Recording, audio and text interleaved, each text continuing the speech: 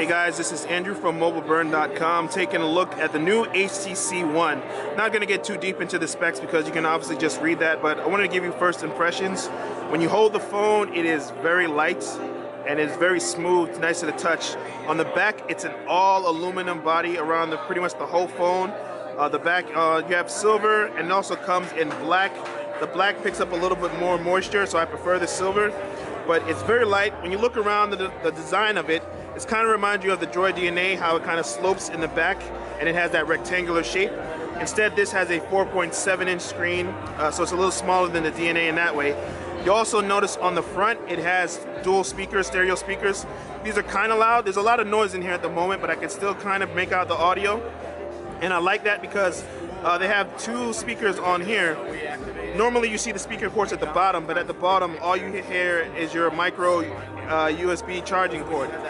You have volume on the left, kind of like you do on the DNA, but thankfully there's none of that annoying flap covering the charging port.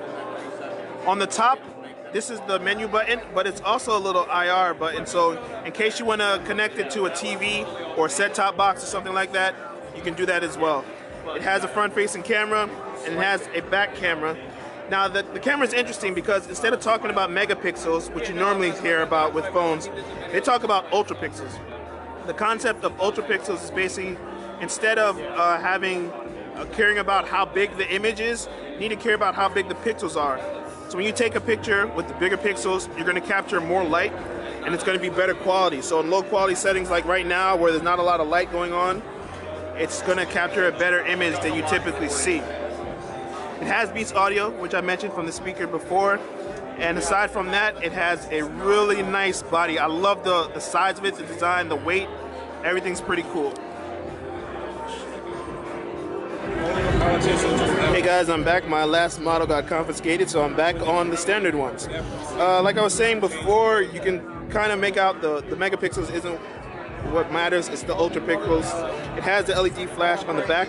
On the front-facing camera has the wide-angle lens, so it's 88 degrees. So if you have like a group photo, it's going to take a wider picture and it's going to be better off.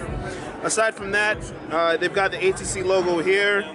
The back button, the home button, doesn't have the multitasking button, but there's a feature here where when you go into settings, you can actually program certain gestures and display buttons.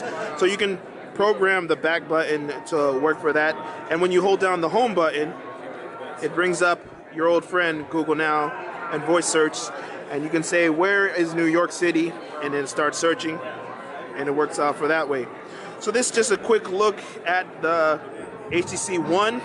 It's nice. We don't know price yet, but we do know that in the United States at least it's going to come on AT&T, T-Mobile, and Sprint. No word on Verizon, but you know Verizon doesn't have a problem being late to the party. Oh yeah, I almost forgot to mention, when you're in the home screen here, you can actually change the way that it appears on the grid.